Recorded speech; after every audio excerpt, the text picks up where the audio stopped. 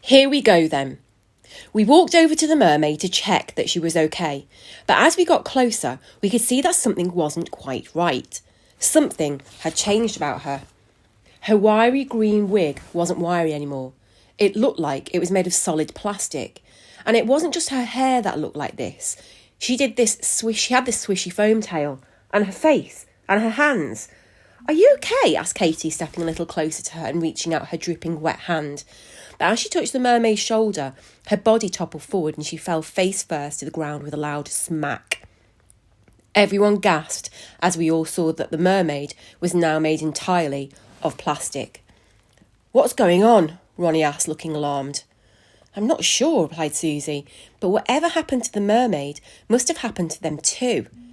She pointed to the crowd of young kids with their parents who'd been splashing around Funderland and who were now frozen like plastic models. Suddenly, the ground started shaking. "Earthquake!" Charlie screamed. Boom, boom, boom. An enormous face appeared in the sky above us. "I don't think that was an earthquake," I said to Charlie. "It was a giant. Run!" We ran for cover as the enormous person towered over us. Then an even bigger giant appeared next to the one and pointed down at us. "You see, son, it's a model of Freaky Falls," he said, smiling. "What's the point of that?" the kid giant scoffed before running away, causing the ground to shake around us.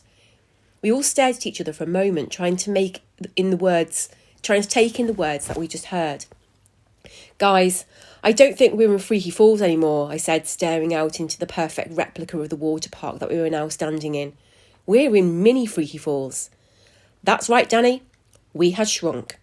Something had happened to us when we went in that lazy stream, and we were now standing inside the model.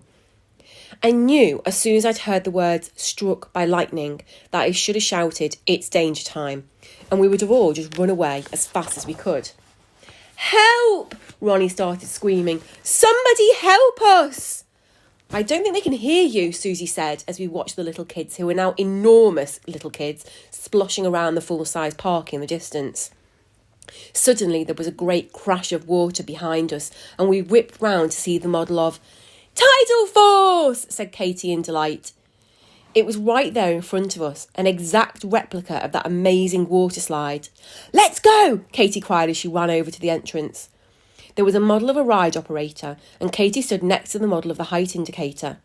"Well, technically I'm still too small to go on this," she said. "But it's not like he's going to stop you, is it?" grinned Ronnie, waving his hand in front of the ride operator's frozen plastic face. "Let's ride!" I shouted.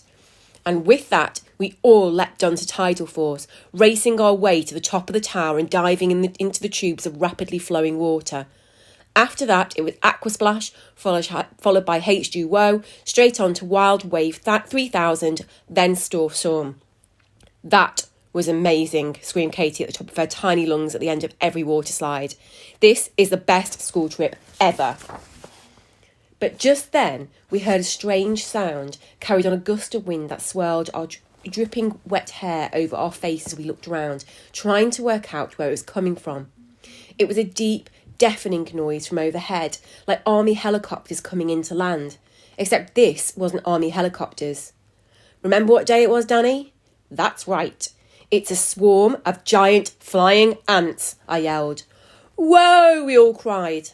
The wind from their powerful wings beat down on us as they performed a flyby of the model water park we were standing in, like fighter planes at an air show. "I think they're coming back," screamed Katie, pointing to the sky as the flying ants wheeled round. They dived down low and weaved in and out of the fake buildings before landing in the middle of the Funderland section to take a drink from the shallow pools of water. "Get lost! Get lost!" screamed Ronnie as he shooed away these horse-sized ants. "Awesome!" whispered Charlie. "Wild ants!" "Flying ants!" added Katie. "Are you thinking what I'm thinking?" asked Charlie, staring with wonder at the giant insects. With the power of hindsight, I can safely say that none of us were thinking what Katie and Charlie were thinking, as you will now see from what they did next. They ran straight towards the largest of the group of ants and leaped onto its back. "First it's giant hamsters, now it's giant ants," yelled Charlie. "Flying ants!" cried Katie as the ant spread its wings and shot into the sky. We watched and our jaws hit the floor. "Well, I best we get after him," Molly said. A few minutes later, we were all sitting on our own flying ant, and together we shot into the air, whooshing faster than any water slide in Freaky Falls. The ant zoomed around us in perfect formation, just like the red arrows. "Look, there's Katie and Charlie," Ronnie shouted, spotting our friends in the distance as they dive-bombed the ride operator who hadn't let Katie ride Tidal Force. We caught up with them and raced our flying ants round Freaky Falls, weaving in and out of people's heads, diving low under dripping wet feet. Katie even managed to reach out and scoop a handful of Eric's ice cream as she whizzed past the picnic area. "I love being small," she cried through a mouthful of vanilla ice cream, and we all replied with a cheer. Being small was awesome. Then, as we soared high over the water park, we saw the coach that was to take us back to the school pull up outside, and Miss Tinky searching for us. "How are we going to grow up?" called Ronnie from his flying ant. "You could try tucking your shirt in and washing regularly," replied Molly. "No, I mean grow big," shouted Ronnie. "We can't stay small forever." I already knew the answer to that. This whole thing had started with lightning magic, and it could only be ended with lightning magic. "Follow me," I called over the buzzing of my ant's wings as I dived back into the model water park. We landed our flying ants in the middle of miniature Funderland, and I led everyone back onto the lazy stream for one final ride. We climbed into the donuts and began our second voyage around the world's slowest water ride, complete with green sparks and flickers as we bobbed along the lightning-struck stream. As we floated into the exit, the mermaid was standing on the bank waiting for us, her wiry wig blowing in the breeze. "Welcome back to Funderland," she chirped. We leaped out of the stream and ran back into a busy full-size world. We had made it out alive and were normal size again, just in time for Miss Tinky to come marching into Funderland looking at us. "Where have you been? I said 1 hour. I've been looking for you everywhere," she snapped. "Sorry, Miss Tinky. We had a little adventure," Katie grinned and we all cracked up. "Well, the coach is here and you all need to dry off and get changed," she said, ushering us towards the changing rooms. And that was the end of the best school trip ever, and why Flying Ant Day is now my favourite day of the year. Right back soon, Frankie. P.S. Shadow update. Spotted at Freaky Falls, outside the shop to Tidal Force. I lost sight of it when a big family walked past, but it looked just like this. It's the shadow of a person, right? Except there was no one around.